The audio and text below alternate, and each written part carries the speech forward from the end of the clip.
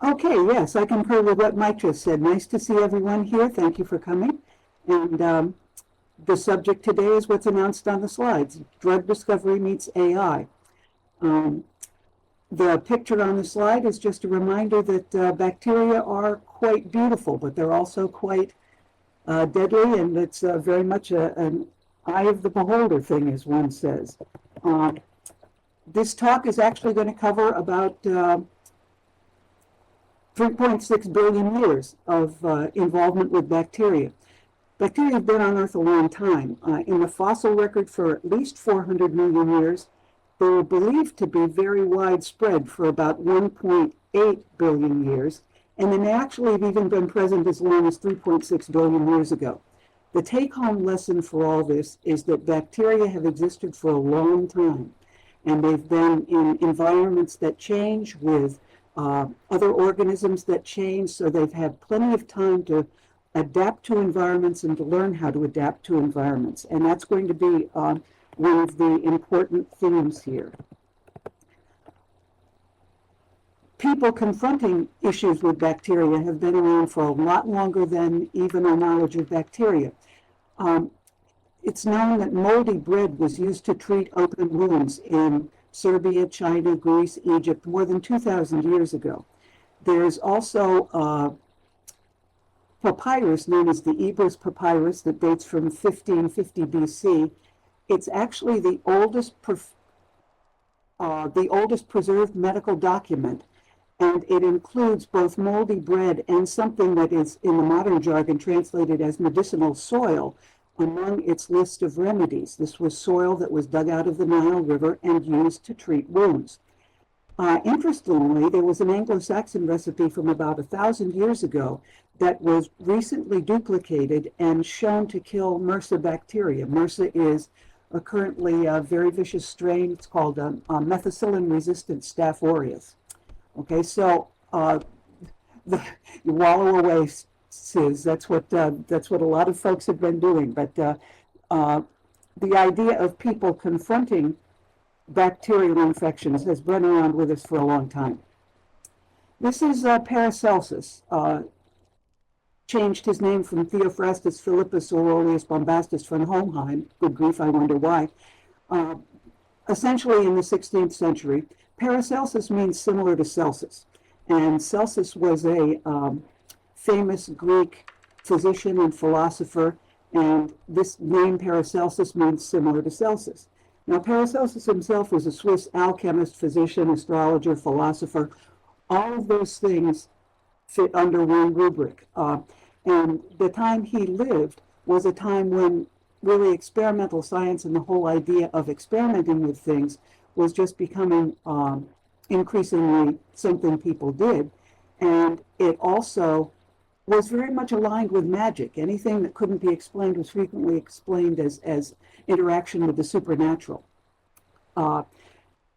Paracelsus trained as a physician with the Habsburg armies. And one of the big problems with armies during this period and right up to the present is the fact that people who were wounded frequently developed what we now call infections and died of those infections. Now, the standard way to treat infections in that period was the following. Physicians had noticed that people who had wounds people who had wounds frequently also had a lot of pus develop around the wounds. And they actually thought that that pus was a way to heal the wound. So all they could do is probably make something that looked like pus to treat the wound. So the standard treatment for a battlefield wound in that era was a mixture of mold, dehydrated animal feces, and rotten eggs, because it looked kind of like pus and was of the same consistency of pus. So the physicians would be presented with a soldier who had an infected wound from battle, slap some of that combination on it, And lo and behold, most of the people died. So it really didn't work for obvious reasons that we will all think about now. I mean, can you imagine putting dried feces on a wound and rotten eggs? But Paracelsus was told by some of the soldiers that they thought it would actually work better if they took that rotten egg, moss, and dried feces mixture and rubbed it on the weapons and then just left the wound, then that would somehow cure the infection in the wound. So they actually tried that.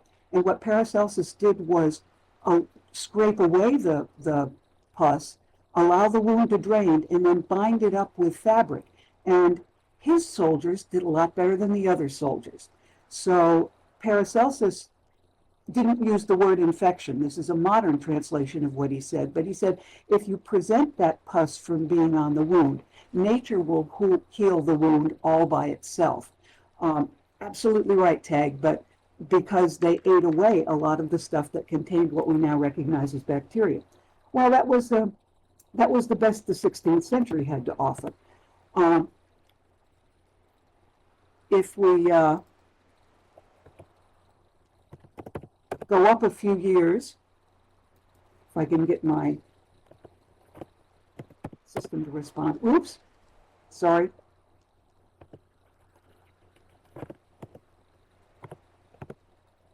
If we go back to, well, there's Paracelsus again. Okay, we go up another century. We've come to Antoine van Leeuwenhoek, who was a Dutch, what we would now call microbiologist. He was also one of the early microscopists in that he looked at a lot of things through a microscope. He had over 500 microscopes in his collection, much of which were made by him. He is actually credited with discovering bacteria, and he called them animalcules. And he noticed that they were in a lot of stuff and all over the place. That was interesting knowledge. Not much was done with it until about 100 years later, 150 years later, when Louis Pasteur and Robert Koch, Pasteur was a French chemist and microbiologist, Koch was a German physician and microbiologist, are credited with articulating what was called then germ theory. That was done in the 1860s and 1880s. Prior to that, people thought infections were caused, it was called miasmatic theory. Infections were caused by bad air. And no thought about what bad air was. It was just air that smelled bad, or air that looked bad, or air that didn't seem like normal air. Koch and Pasteur, who were also microscopists, thought, no, these infections are caused by these bacteria. And their theory won out. They proved that bacteria were present in infections, and that was one of the first early revolutions in terms of figuring out how to manage bacterial infections. Now that we recognize that bacteria are the cause of these things, how do we manage the infections they cause? That was the big era that began looking for what we now call antibiotics. Entomologically, that word simply means against life, and the life the antibiotics were against was bacterial life.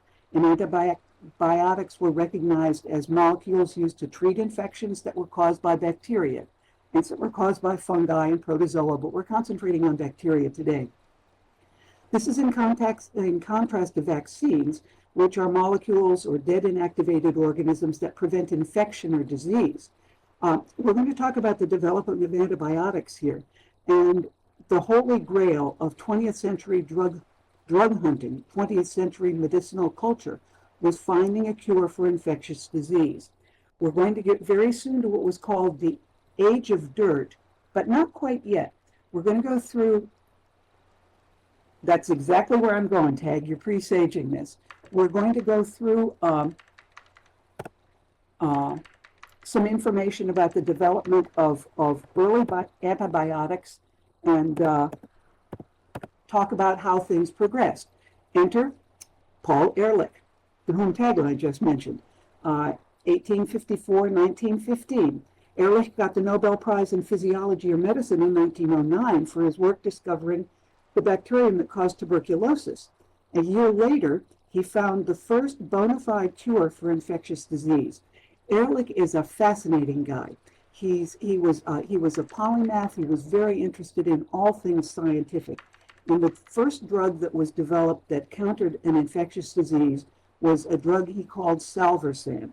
It was referred to as a miracle drug at the time. Ehrlich called it a magic bullet. And the idea of a magic bullet is still in medicine today. It's that drug or molecule or material that will hone in on a bacterium and kill that and not kill the host. Obviously, it would be really awkward if the agent not only killed the bacteria but the host. Salvarsan was a remedy for syphilis. During that era, syphilis was endemic, incurable, and also very deadly. I liken it to the same public health crisis that we've experienced in recent times with HIV. Now, HIV is a virus, but it was that deadly and that worrisome. Ehrlich developed a methodological means to search for a drug to treat a specific disease, and that is viewed as beginning of what's called targeted chemotherapy. The downside of salvarsan was syphilis was the only disease it cured. So it went from being a miracle drug to being a drug to treat syphilis, which was great, but it only killed syphilis. It was ineffective against many of the other bacterial diseases that were around at the time. Partial list: tuberculosis, tetanus, whooping cough, anthrax, gonorrhea, diphtheria, typhoid fever, strep throat, rheumatic fever, staph infections. And it was totally useless against the bacterial infections that are thought to have killed fully 1/3 of the soldiers in World War I. They were wounded people who then died subsequently of bacterial infections. Well, how did Ehrlich find salvarsan? Ehrlich was also interested in just the process of staining bacteria to make them more visible upon microscopic examination. So he and his colleagues began working on preparing a number of compounds that would stain bacteria. In that process, they synthesized literally hundreds of compounds, and Ehrlich tested them against some bacteria, and he noticed one of them killed the bacteria responsible for syphilis. He named it salvarsan. It was number 606 of the compounds that they made and studied. Now, an interesting sidelight, and Mike, I'll bring this up for you. The structure of salvarsan wasn't really solved until 2005, so almost 100 years after its discovery, because salvarsan was a real difficult compound to administer. Ehrlich also was involved in creating kits to explain to physicians how they had to handle it, to administer it, because it was air sensitive, it was water sensitive, it was light sensitive, it was sensitive to a lot of different stuff. But the reason it took so long to solve for its structure was because, first of all, nobody cared for a large part of the time, and secondly, because it was a material that didn't crystallize, so you couldn't use X-ray crystallography on it. And it actually, the active agent is two molecules that associate with each other. They're called, salvarsan is also called arsphenamine. It's an arsenic-containing compound, and salvarsan itself has actually been shown to be, as I said, two molecules that associate with each other and cause the salubrious effect of killing the bacterium. But at any rate, that was really the first antibiotic, and note that it was a synthetic. But note what they had to do to find it. It was number 606 of literally 1,000 compounds that Ehrlich and his group synthesized. Next one that comes along is somebody who came up 2 weeks ago in Stephen's talk about AI and its impact and its role in the 2 Nobel Prizes.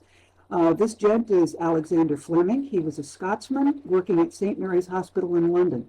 Look at Fleming's dates, 1881, 1955.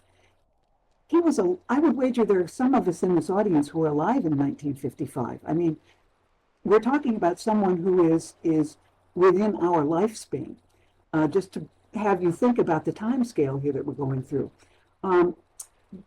we talked a little bit 2 weeks ago in our crosstalk about Fleming's discovery of a bacterium that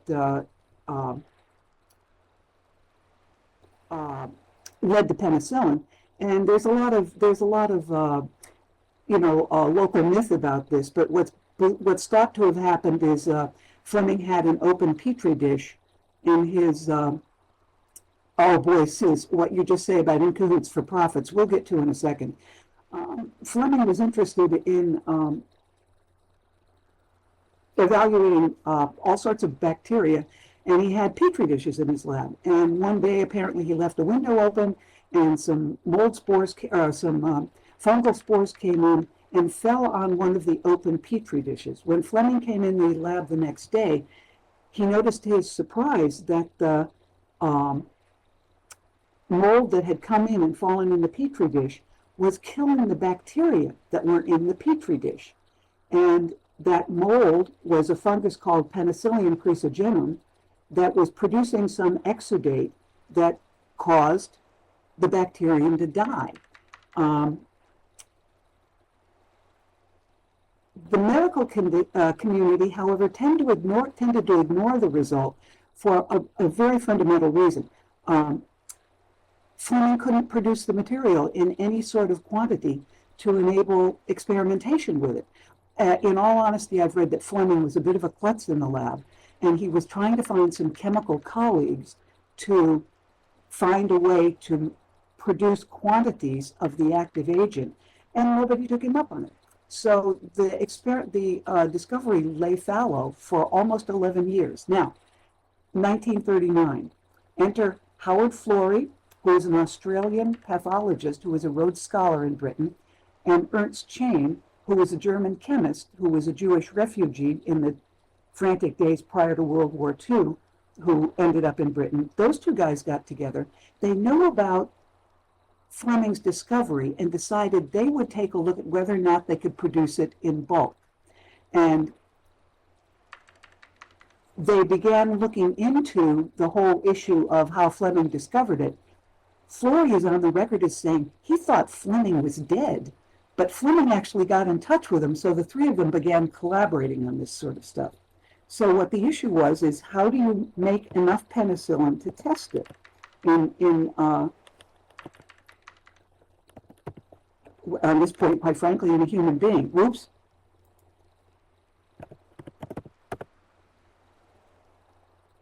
They worked hard on trying to bulk produce penicillin. They never got a lot of it, but they did have enough to run a test case on it.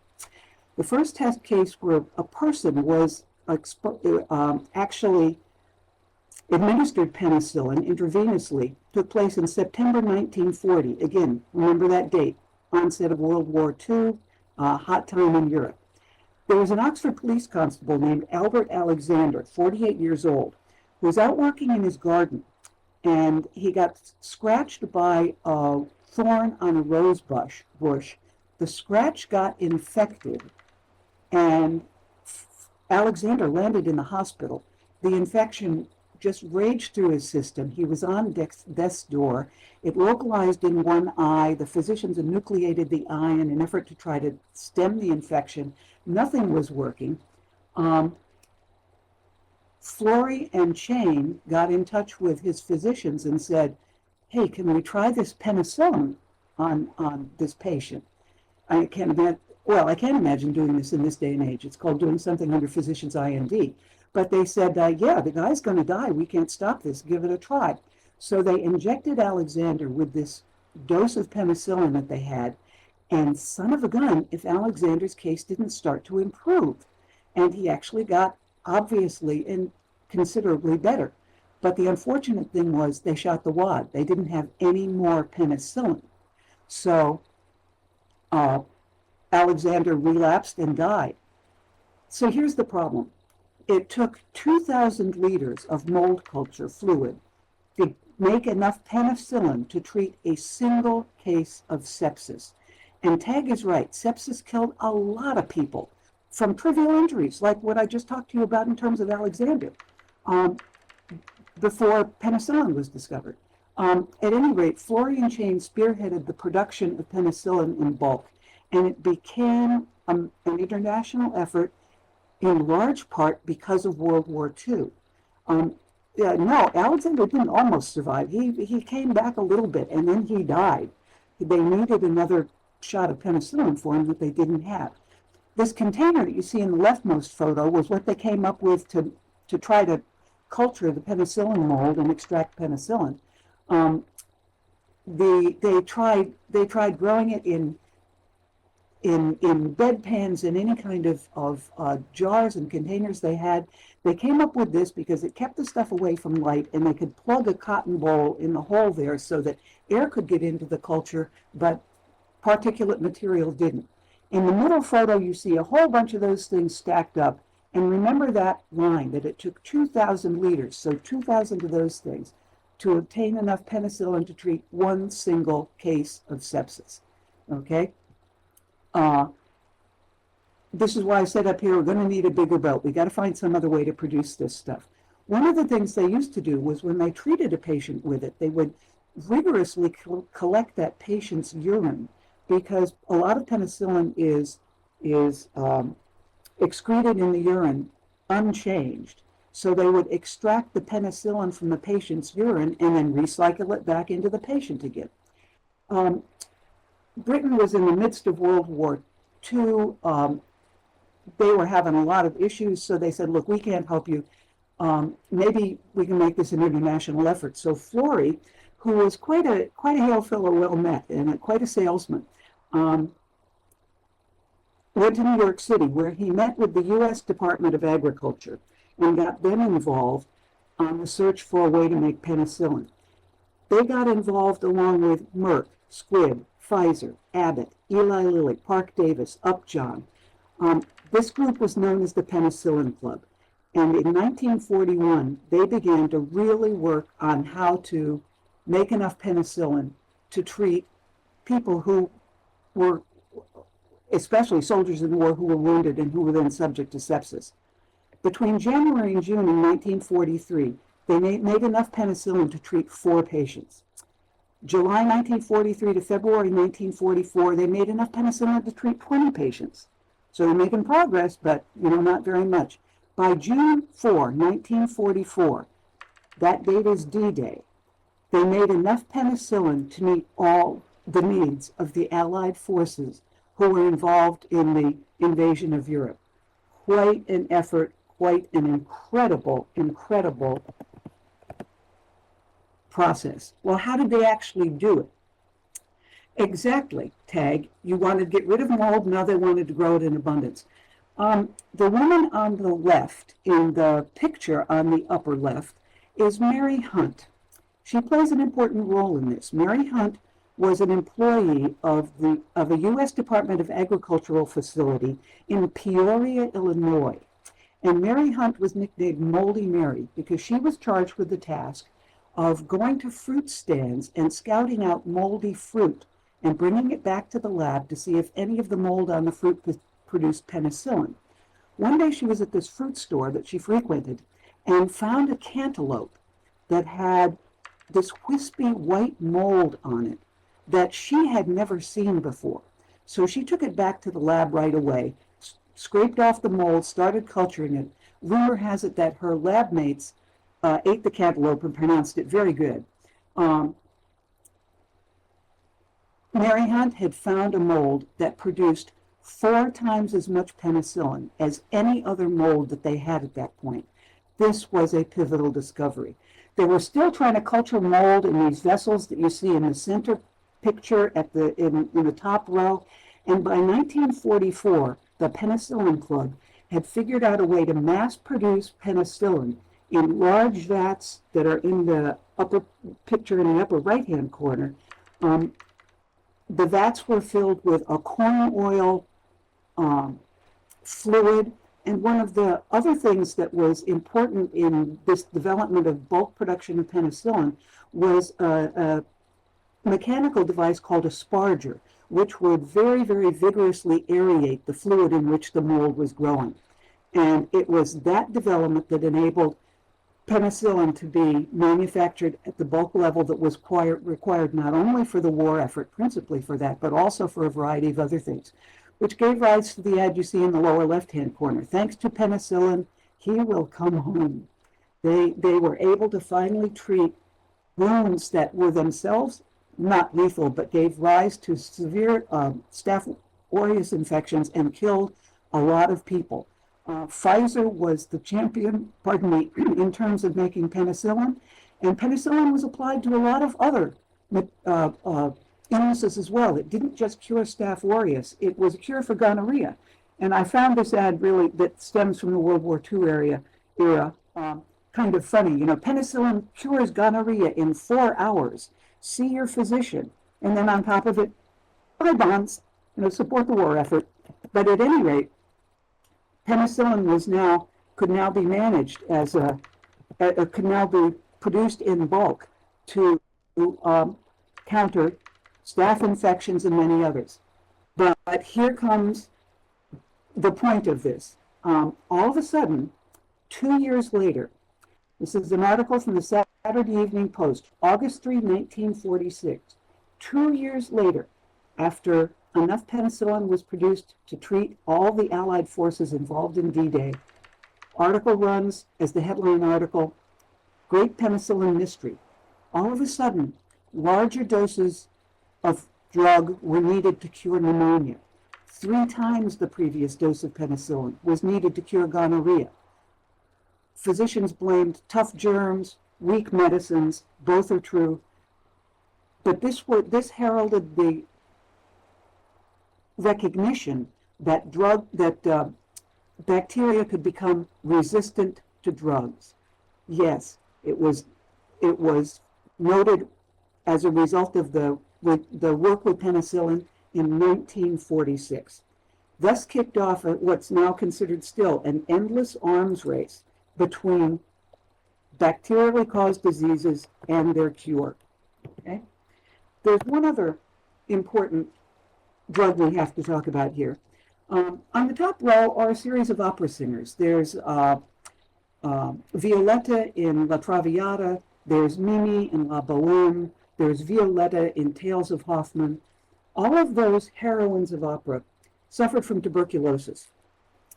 Tuberculosis was known as the White Death. It was considered the romantic disease because it slowly consumes you, but that means you become very thin, become very pale, and in the overheated romantic imagination, that was considered really quite lovely.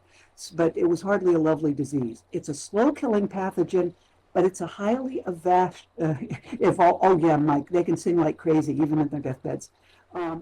It's rumored that opera houses would be dark were it not for penicillin, but were it not for the development of a drug to treat tuberculosis. Tuberculosis bacterium is a highly evolved pathogen because it doesn't kill fast. And if you think about it, that's really smart from the point of view of a pathogen. If you kill your host too fast, you're going to find another host. Whereas if you kill your host slowly, you can be contained for a long, long time and duplicate yourself and have a grand old time. And that was one of the things exactly that allowed these bacteria to spread. Even today, and this is World Health Organization number, it's thought that 1 in 3 people on Earth may be infected with penicillin, but in a lot of people it's dormant. However, the worldwide data as of 2022 says that there is still about 10.6 million chronic cases of tuberculosis. WHO admits that's probably an underestimation, and about 1.3 million deaths worldwide due to this infection.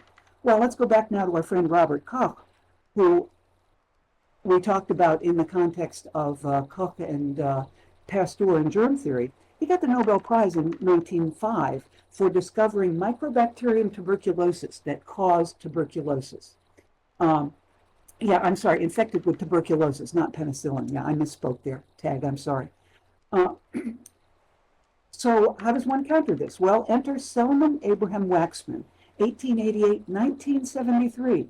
Again, 1973, this gentleman died. This is a person, I bet there are many of us here who were alive in 1973. Waxman was a Russian immigrant to the United States. He got a Bachelor's of Science degree in agriculture from Rutgers University in New Jersey in 1915. You bet, Phil, I'll talk about that. Waxman was studying the growth of crops, And he knew that the growth of crops depended on the interactions of the crop and the soil. And that interaction included a role of microbes that live in the soil, because it's the microbes in the soil that decay the organic matter and simplify it so that the crops can then derive nutrients from the soil. So there are loads and loads and bazillion microbes in soil all over the world. This is a classic bit of science. In 1933, Waxman had been at this for a while, but in 1933 he started studying Streptomyces bacterium. They're the bacteria that are actually responsible for the sort of earthy odor of soil. And Waxman wondered if it would exude something that would kill bacteria. In 1940, he found actinomycin, which wiped out tuberculosis marvelously, but unfortunately it also killed the test animals. So not too good one. 1942, streptothricin. He thought he was onto something there because it wiped the tuberculosis out of the test animals. But shortly after they were cured, the animals developed kidney failure and they died. Not a good one either. 1943, he came across Streptomyces griseus, which was found in a chicken's windpipe. Now, how do you go looking for something in chicken's windpipe? Well, look, the guy was interested in soil. You know, free-range chickens peck in a lot of dirt and everything else. So somebody in the lab said, hey, why don't we check what's going on inside the chicken? And they found streptomycin, what is now known as streptomycin, in a chicken's windpipe. It was shown to kill tuberculosis and not kill human beings. I think that had something to do with the fact that it lived in chickens' windpipes. And by 1949, Merck had developed it into an agent that would manage tuberculosis. This augured in the age of dirt, and this is literally what it's called. And this also augured in New Jersey, naming streptomycin the official state microbe. I didn't know states in this country had official state microbes, but because it was discovered and developed in New Jersey, it became the state microbe. Okay, this age of dirt is also called the golden age of antibiotic research. Many antibiotics, more than just streptomycin, have been derived from actinomyces in soil. Just a few that you may know about: bacitracin, chloramphenicol, polymyxin, chlorotetracycline, erythromycin, vancomycin were all found in actinomyces bacterium growing in soil.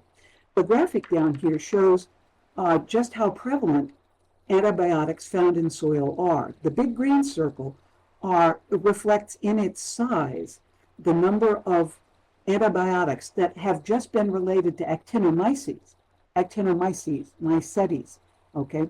Other bacteria found in soil gave rise to a number of treatments that are described by the blue circle, and fungus, and then synthesis of rather synthetic products are the orange circle. So you can see, if you sum up the green circle and the blue circle, the bulk of antibiotics that have been developed during this age came from soil bacteria, okay?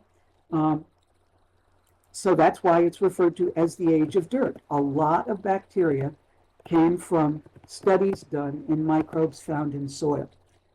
Now, what's the problem here? Exactly what we said the last time. Every antibiotic starts out being miraculous and then becomes less miraculous, because many antibiotic-resistant strains of bacteria are becoming just as lethal as they were before the initial antibiotics were discovered. There are not enough antifungal antibiotics. Exactly, sis. That's the problem, because bacteria have been around for potentially 3.6 billion years. They know how to manage a changing environment, and they know how to survive in it by changing, by evolving. And that's exactly what happens. MRSA bacteria now is quite lethal in hospitals, and there's an even more lethal version of MRSA now. Staph aureus used to be treated with vancomycin, and now it takes there's nothing we have that can treat some of these bacteria. Gonorrhea is no longer as receptive to treatment by antibiotics. Pneumonia and sepsis are very difficult to treat because the bacteria have evolved, have become resistant, and tuberculosis has become resistant. There's a 4 antibiotic cocktail that is now used to treat tuberculosis, and even that is beginning to fail. Bingo. 3 long-term treatment for tuberculosis. It's now a 4-drug treatment tag, and it's not working that well. Now, what's part of the issue here? In 1950, every pharmaceutical company had antibiotic research division. By 2016, 15 of the largest 18 pharma companies have abandoned the antibiotic market. They do not have antibiotic research going on. Why not?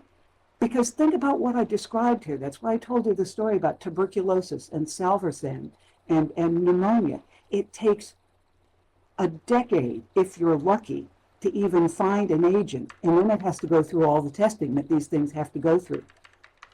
Frankly, and Sis mentioned this before, and he was spot on, there's no money in it for pharma companies. Because how do you take an antibiotic? You may take it for 2 weeks, and then you're done with it. Well, the dream drug for a pharma company is one that you have to start taking and then take for the rest of your life. Okay? And tag, that's exactly the point. That's exactly what we've been saying here.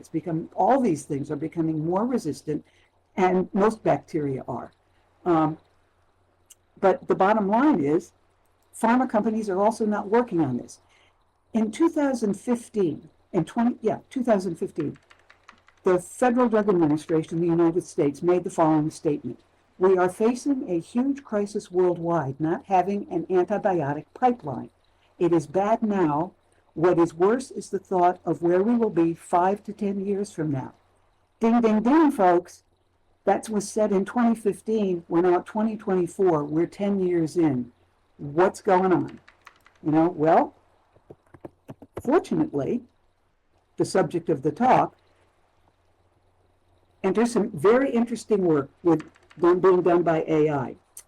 The gentleman we see pictured here, Stuart Schreiber, chemist at MIT and Harvard; James Collins, biomedical engineer at MIT; Jonathan Stokes, chemical biologist at McMaster University. MIT and Harvard are in Massachusetts in the United States. McMaster is in Canada. These 3 guys have done some very interesting work. Now, they're not the only ones doing this, but they're the 3 I picked because I found the most about what they've been doing. Schreiber is created with developing concept of what's called high throughput screening. And he has accumulated a library of nearly 1 million molecules in what's called the Center for the Development of Therapeutics, CDOT. High throughput screening is a way that utilizes robotics and other very rapid tests to screen large numbers of compounds for efficacy against bacteria and other agents. Okay? James Collins got very interested in this concept of antibiotic resistance, and he describes it as an existential crisis. And he says of the existential crises that we're facing today, nuclear war, climate change, being hit by an asteroid, the one that we could address most cheaply is the existential crisis in bacterial resistance. He says for $29 billion, you could solve antibiotic resistance. Well, $29 billion sounds like a lot of money, but I will hasten to point out that the first year the United States had this so-called Space Force, we blew $29 million on the Space Force. The Los Angeles Dodgers, who are in the World Series now, this is a baseball team, have a $1 billion 10-year contract for Shohei Ohtani, super baseball player. That's 1/30th of the way there, and that's a freaking sports team. Bottom line is, we can do this, and these guys are helping to figure out a way to do this. Now, now Stokes was a postdoc in Collins' laboratory. Collins assigned Stokes the following task as a result of some interactions they both had with people who were developing AI and what's called, we'll just say artificial intelligence. Okay, and as a result of that, they acquired 2,500 compounds 1,700 of which were approved by the Federal Drug Administration for potential use as drugs. They might have a use for a particular problem, but they might also have additional uses. 800 of the compounds they acquired were natural products. They trained an AI model on that data set of 2,500 compounds. Then they asked the question, did the 2,500, this set of 2,500 compounds kill E. coli? Enter high throughput screening, bang, bang, bang. They could test 2,500 compounds for their interaction with E. coli very, very quickly. Out of that, those 2,500 compounds, they got 120 that they considered winners. So they took those 120 compounds and they introduced them into a neural network with their structures. So it's like you got 120 baseball cards with structures and names of the compounds, and they knew that they killed E. coli. Now, the CDOT has what they call a drug repurposing hub. It's about 6,000 drugs that have gone through some form of clinical trials. They're already FDA approved. And Collins and Stokes acquired that 6,000 group of compounds and introduced the 120 winners they had to it and asked AI to rank those compounds and their structures in order of the likelihood that they might inhibit E. coli growth. So they have this group of compounds that are known drugs or they're useful for something, already FDA approved. And now they're screening these 120 winners that they got out of their screen for drugs that might kill E. coli and asking AI to rank them in order of likelihood that they would inhibit E. coli. They took the top 99 in that ranking that AI spit out for them and tested them against a variety of bacteria. 50% of them stopped bacterial growth. That's an outrageous, unprecedented hit rate. To get 50 possible agents out of a test like this, and they tested them on a whole bunch. It's unprecedented. You don't have that. And the other thing that was important about this is that they then tested those bacteria that were hits for killing bacteria on other microbes as well. And they found one that eradicated a bacterium that's called Acinetobacteria baumannii. That is a bacterium that is resistant to all existing antibiotics. Now, this I found funny. They said, Stokes was the one who discovered this, and he said, well, what are we going to name it? And he asked one of his lab techs if he'd ever seen the movie 2001. And the kid said, yeah. He said, well, I want to name this bacteria after the computer in 2001. So he named it after Hal. So it's called Halicin. And it's the first antibiotic that has ever been shown to eradicate Acinetobacter baumannii. Well, what's the big deal about that one? Let's take a look. This is, here's Acinetobacter baumannii stain. It causes infections in blood, lungs, kidney, brains, and other organs. It's multi-drug resistant, and it's the frequent cause of hospital-acquired infections, especially in intensive care units, especially if you have people who are immune compromised or whose immune system is weakened in any sense. This bacterium is now, it's been found in a lot of hospitals, and it can cause infections in all of those organs. And this is the first bacterium this is the first antibiotic that's been found to kill it. AI discovered this antibiotic. It's promising enough to move into preclinical trials. And I love this quote from Stokes. He said, people used to liken discovery of antibiotics to finding a drug, to like finding a needle in a haystack. And he said, no, that's a bad analogy. Finding a drug isn't like finding a needle in a haystack. It's finding a needle in a pile of needles. And AI has helped them to do this. Okay? This is a paradigm shift in the way potential antibiotics can be discovered. It's quite frankly using high throughput screening, courtesy of Schreiber. You can test 1,000 candidates in a lab.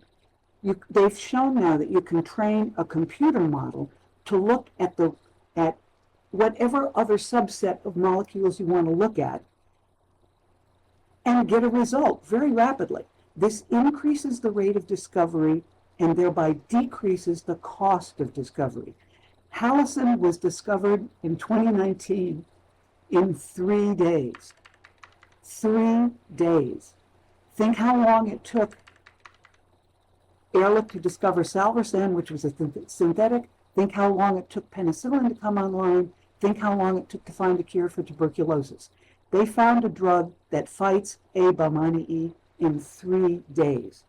In May of this year, the first evaluation of Hallicin that has been published showed that it has a wide range of safety and clinical applications, and it should be looked at for further optimization of drug dosage and enhancement of its efficacy. All I can say is finding that drug in 3 days, now you're still into testing it, which is going to take years. But bingo tag, that's it. It's going to be the rate limiting step now, if this continues to bear fruit the way it did with Hallicin. Now this was one way AI was used, and this is called discriminative AI. You've got a bunch of compounds, and you want to say what else is like this compound. Discriminative AI is like having 100,000 pictures of animals, and then you feed in a whole bunch of other pictures, and you ask AI which of these is dogs. And discriminative AI will say, yeah, this one's a dog. No, that one's definitely not a dog. That one might be a dog. That one certainly isn't a dog. Oh, that one is maybe a dog, but I'm not really sure. That's how AI ranks things in a discriminative text.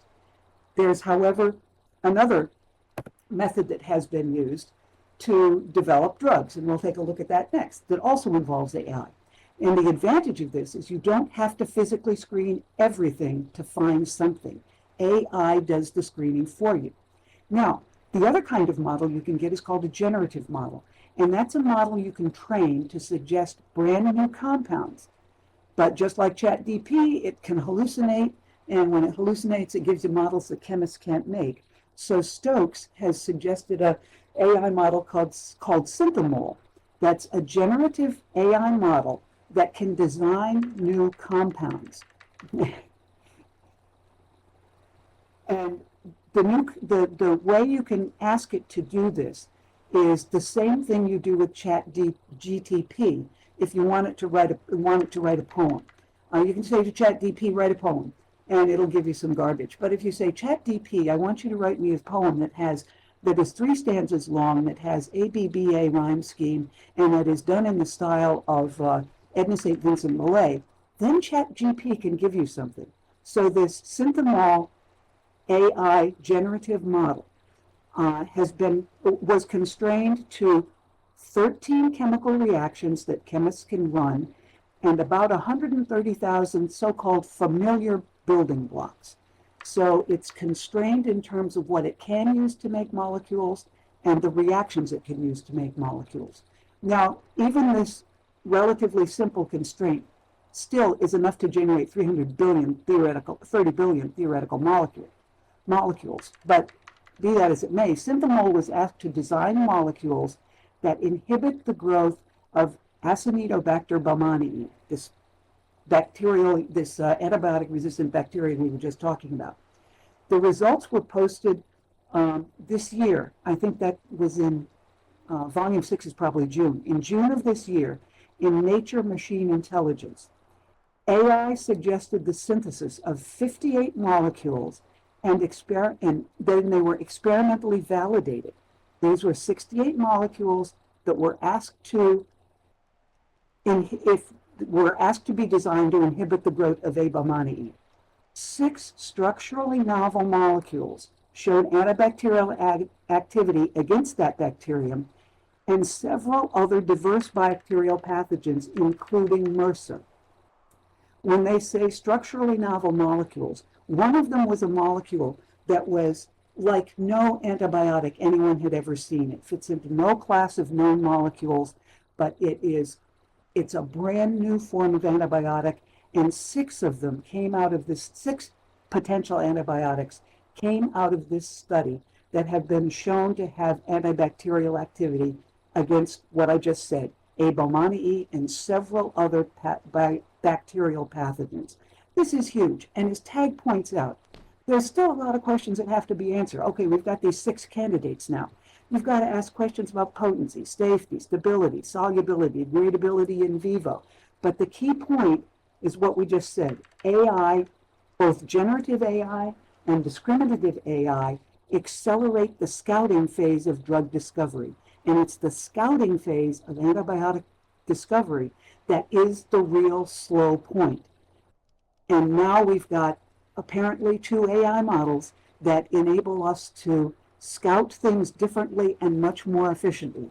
Just remember, it scouted Hallicin, which is now in clinical trials, in 3 days.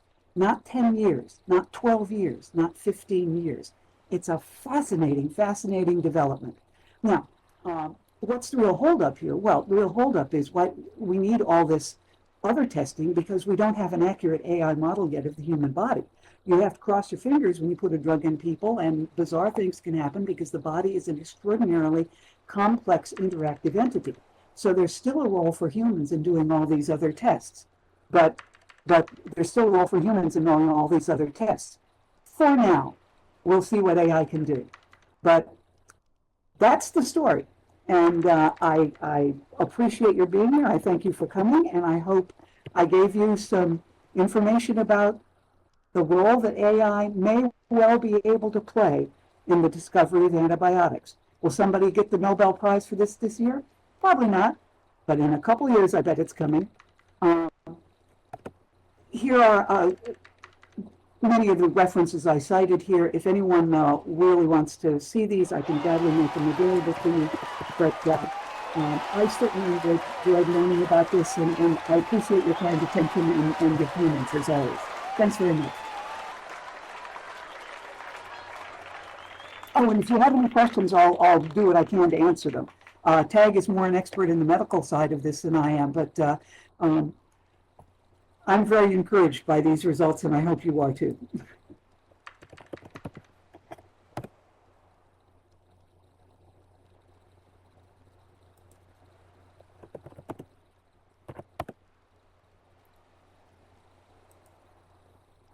Well, thank you again. And again, any questions, anything anybody would like to ask about what I presented here?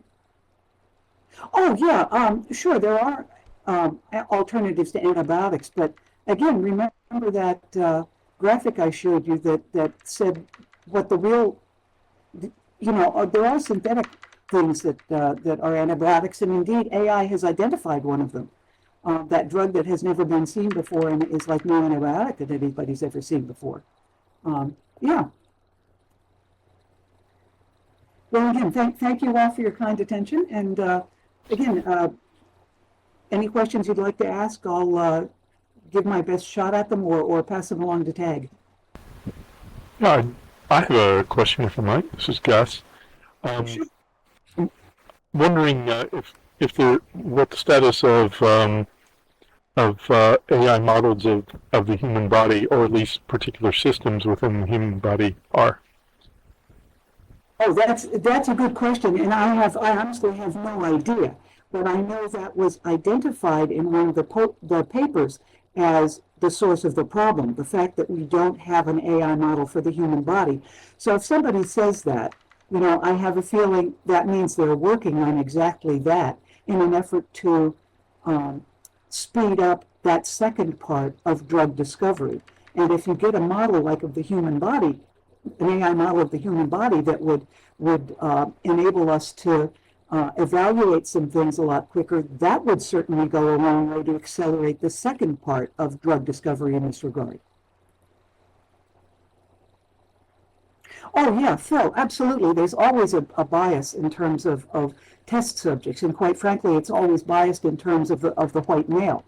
Um, Here's a really interesting factoid for you. When birth control pills were first being developed, they were tested in a population of men as opposed to women because of the natural cycle that women have. They're more, it's more difficult to interpret their results. Think about that for a while. But yeah, that's always a concern. Do you have a diverse enough human population, because there will be differences? And do you have a large enough subgroup to incorporate some of those differences? That's a real problem. I suspect that some of that can be fixed with multiple AI models. I would think so too. And as I said, I'm sure that work is going on. I'm not aware of it, but as I said, if somebody who's working in the field says that that's the holdup, you bet somebody's getting ready to publish a paper on some aspect of that. I agree. Yeah.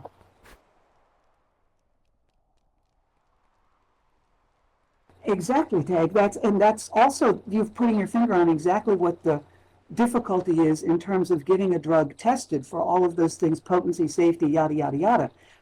There are so many. There are age factors. There are sex factors. There are all sorts of other factors that relate to how one um, reacts to a particular agent. So it's it's a difficult thing that is fraught with bias. And I'll underscore what is always said at this point: AI is going to be just as biased as the humans who create it. But people are at least very, very aware of that. Oh, yeah, thank you, Phil. That's what got me into this, because after hearing Stephen's talk 2 weeks ago, especially, it's nice to know that there's some real positive things coming out of AI, as there were bound to be. I mean, it's not all doom and gloom. There's some really good stuff. Oh, exactly, Tag. Look at what Tag just said. And that's why it's so complex to bring a drug to market. And that's why it's so difficult, you know. Okay, on time and under budget. Done with 3 minutes to spare. And once again, I thank you all, and I'm glad you enjoyed it, and I certainly enjoyed doing it too. Um, have a good rest of the weekend, folks. Thank you. Thank you much.